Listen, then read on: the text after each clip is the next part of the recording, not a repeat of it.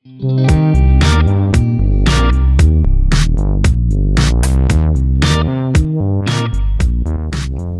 uko mu mujyi wa Buruseri haramutse hasa kuri uyu wa gatandatu ku itariki ya 14 z'ukwezi kwa gatatu muri 2020, ubwo guverinoma y'Ububiligi yafataga icyemezo cy'uko nta bikorwa bitihutirwa bizaba bikorwa kugira ngo hirindwe icyorezo cya coronavirus.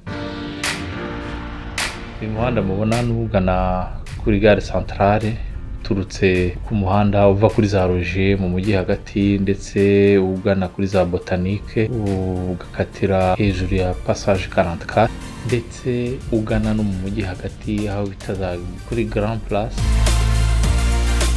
Muri ibi bihugu by'Uburayi ikintu nabonye batinya cyane na amande, kuko yakohereza mu iposita nimero y'inzu yawe ifite aho ihurira na carte d'identité yawe nawe ubwawe, ndetse igikorwa ukora cyo gitabo gihura na boîte yawe nawe ugasubiza ubishyura icyo wazaburana cyose ukazakiburana warangije kwishyura. Impamvu nyine ntawe ukina n'ikintu cyerekeye n'itegeko.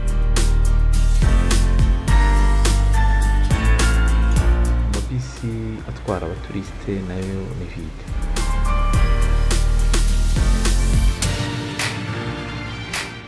Mureba ni mu maduka, ni ahantu nyabagendwa hasanzwe hari uruva n'uruza rw'abantu barenze benshi, ndavuga barenze abahagije, ubundi udashobora kubona hasi ntibishoboka. Bakurikije ibyo rwose leta yabasabye.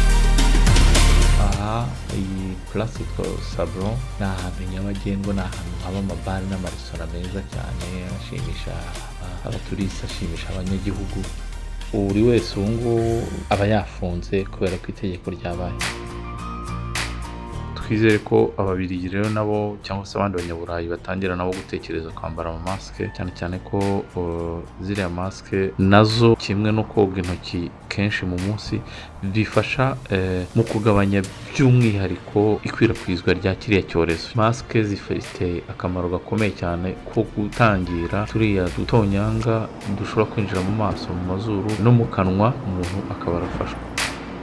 Kugira ngo mwumve ubukana bw'iriya ndwara, murebe uko abantu bajya kuvura bariya bantu ko bambaye, birahita bibaha ishusho ry'iyo ntambara abaganga barimo, by'uko urimo kubibamo amerewe.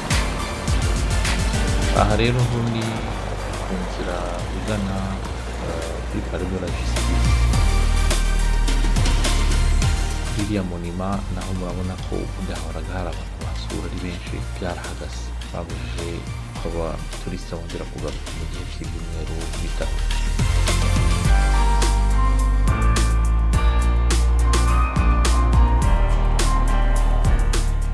Aha handi mubona ni pariki iri imbere y'ingoro y'umwami, nayo ihoramo abaturiste ndetse n'abantu bakora siporo, ariko namwe murebe ukuntu bimeze. Ahangaha mubona ni ku ngoro y'umwami ahakorera, ubundi hasanzwe ari nyabagendwa, hahora abaturiste.